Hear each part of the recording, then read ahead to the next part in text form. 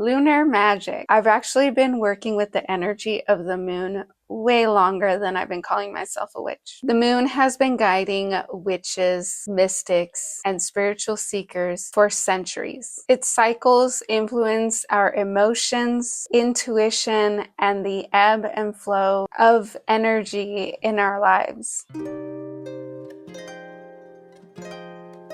Hi lovely witches, welcome back to my channel. My name is Rosa, I'm the Divine Feminine Witch, and I help witches feel empowered through working with the goddess. And today is going to be a bit of an introduction to lunar magic, one of the strongest energies that is associated with the goddess. This video is going to be broken down into 5 parts. We're going to go over what lunar magic is. We're going to discuss the phases of the moon, how to manifest with each phase, and what type of spell work is good with each phase. We're going to go over the differences between the dark moon and the new moon, cycle syncing with the moon, and a bit of an introduction into moon water. Before we get started, don't forget to like, subscribe, and hit the bell for notifications. So let's get into it. What is lunar magic? Lunar magic is exactly what it sounds like. It's about incorporating the energy of the moon into your spell work, rituals, and manifestation. Each phase of the moon carries its own energy, influencing our intentions, emotions, and magical outcomes. By aligning with these cycles, we can amplify our power and create a deeper connection with the natural world. The moon in general is associated with the divine feminine, goddess energy, our intuition, our subconscious, our inner world. Working with the moon is a simple way to tap into that divine feminine power within. And remember, like I've said time and time again, the divine feminine lives within all of us. All of us have both the divine masculine and feminine, no matter what gender or how we choose to identify. And if you don't like the terms feminine and masculine, you can call them yin and yang. But aside from tapping into divine feminine energy, working with the moon is a very easy way to outsource energy and use that energy into your spell work however you like. Let's dive into the phases of the moon. Each phase of the moon has its own energy, and you can use that energy for specific intentions, whether that's for spell work or manifesting. The new moon also associated with the dark moon, but we'll get into the differences in a little bit. This is a time for new beginnings and planting seeds for future growth. It's an ideal time for manifesting, goal setting, and cleansing rituals. Sometimes,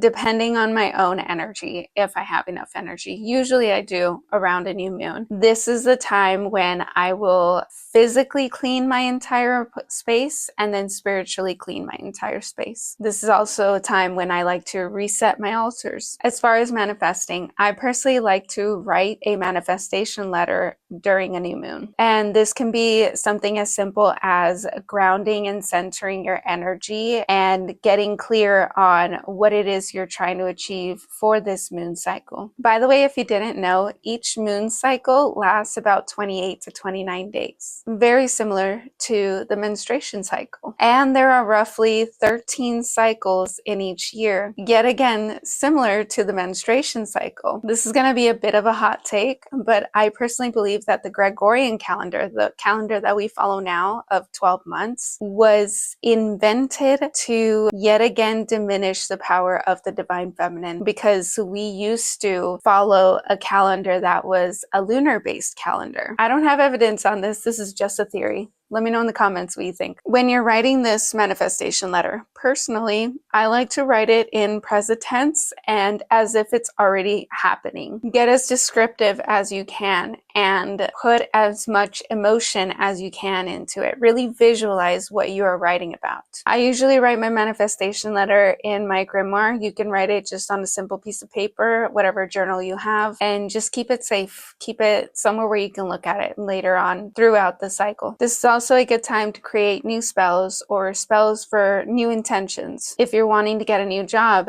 make a spell around that. Or if you work with glamour magic and you recently bought a new piece of skincare that you want to enchant with a specific intention, you can do a spell on that. Or if you have a money bowl, this would be a good time to refresh your money bowl. Really, anything that involves new intentions is associated with the new moon. The waxing crescent. This is when the light starts to grow on the moon. Just like the moon is building its light, this is a good time to build momentum. Work on spells for attraction, motivation, and growth. As far as your manifestation letter, you want to go back and look at it and see what you can do in order to progress this goal. The first quarter. This is still in the waxing phase. This is when we are halfway to the full moon. This is a time for action and overcoming obstacles. Perfect for spells that require courage, motivation, and breaking through limitations. The Waning Gibbous. We are almost at the full moon at this point. This is about refinement and alignment. Focus on fine-tuning your goals and working on prosperity or abundance magic. The full moon. This is when the light of the sun is fully reflecting on the moon. Because the energy of the moon is now fully charged by the energy of the sun, it is extra potent. This is the peak of energy and power. This energy is really great for just about anything. Going back to your manifestation letter, this would be the time when you start seeing results from that letter. Because this is also reflected energy from the sun, this is a good time to reflect on your own energy and your inner world. It's a good time to do just about any spells. The moon's energy is heightened at this time, and therefore it will really amplify and charge whatever intention you have in mind. This is also a good time to charge items and ongoing spells. If you work with glamour magic like I do, this is a good time to charge your fragrances, skincare, makeup, jewelry, whatever things you incorporate into your glamour magic. If you work with crystals, you can charge those during a full moon as well. It's also the most popular time to do moon water, although it's not the only phase of the moon you can do moon water with, and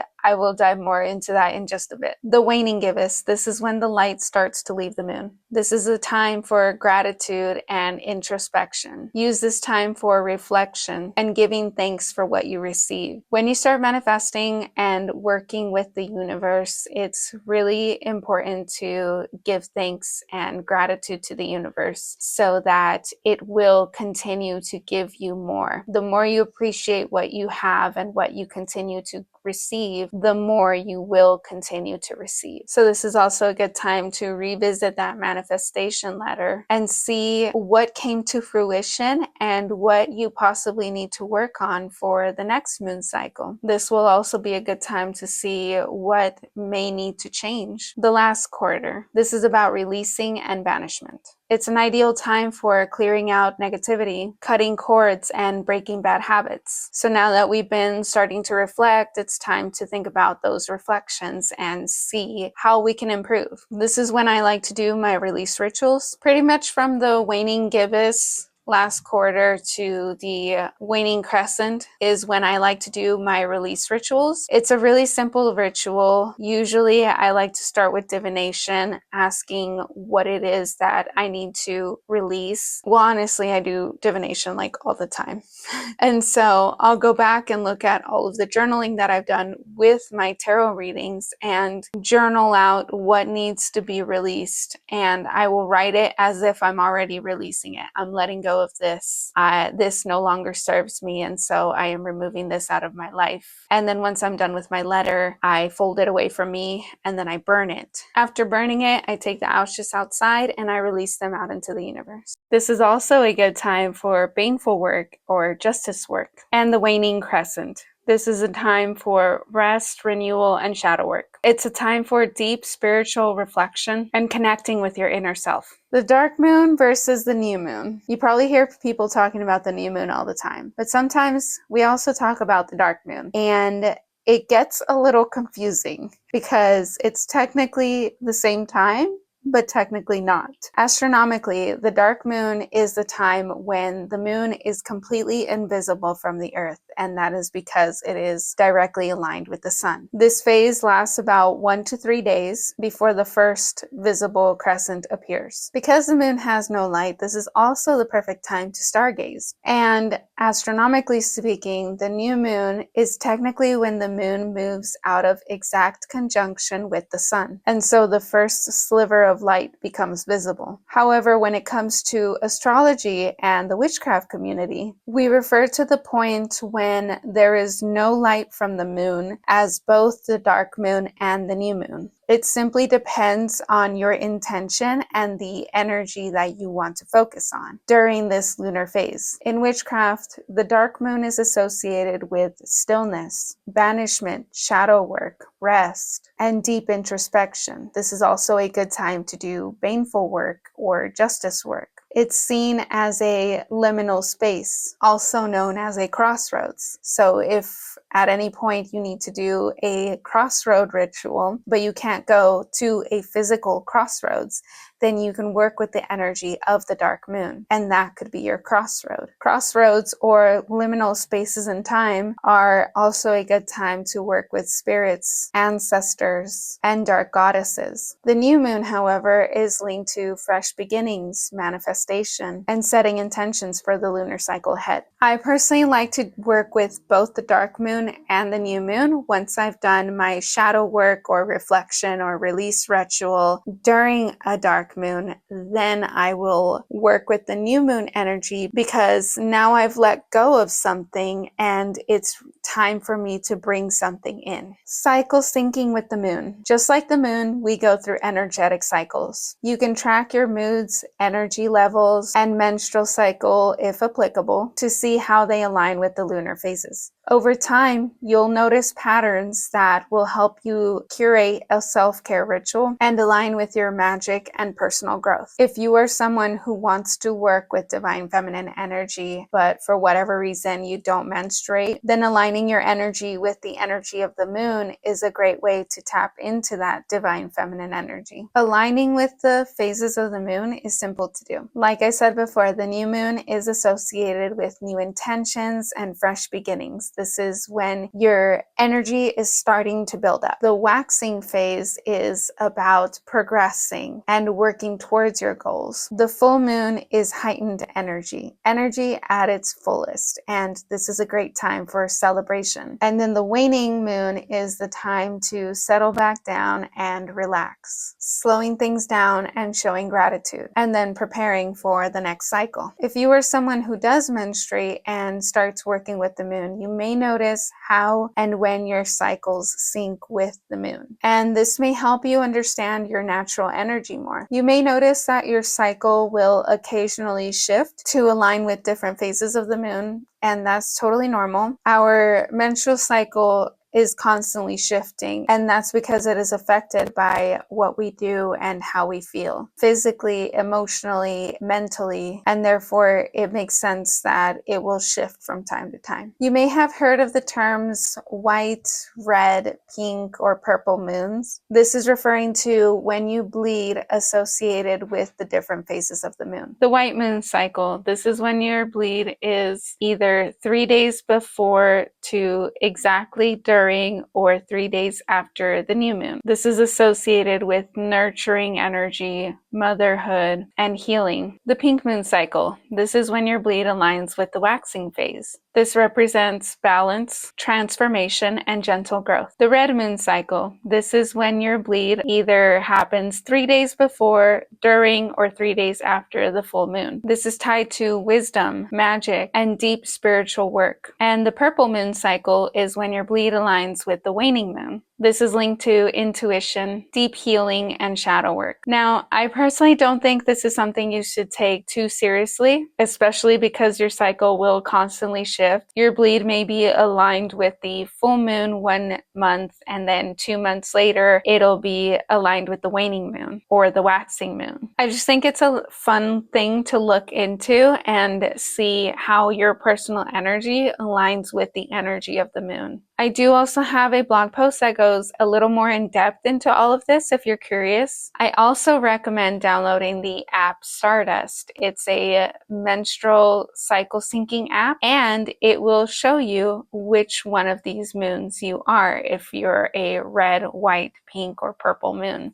And it'll kind of give you a little description of what that means. This is not sponsored. I just genuinely really like this app compared to other menstrual tracking apps out there. Now let's talk a little bit about moon water. I did recently make a moon water 101 video on TikTok, so feel free to check that out if you like. But I did that because I noticed that there was a lot of misinformation or misunderstanding of what moon water is, how to make it, and what it's even used for. Moon water is simply water that has been charged with the energy of the moon. And you can absolutely make moon water at whatever phase of the moon you want, depending on your intention. And your water can be used for whatever intention you want. You could also incorporate astrological energy with your moon water, but you totally don't have to. Remember, your craft should be personalized to your needs and preferences. You don't have to overthink any of this. You can absolutely drink your moon water if you made it with drinkable water, but you can also make moon water with whatever natural source you want, whether that's filtered tap water or spring water or from a river or from an ocean. You could also incorporate crystals, herbs, or write down a petition if you want to charge your water with a specific intention. You could either place your crystals and herbs inside the water, but then that probably won't be drinkable anymore, or you can place them around the water. But again, that's totally extra. You don't have to do any of that. Moon water is very simple. Grab whatever container you like. Preferably, it is said to use glass because that allows for more pure energy to seep through rather than using plastic.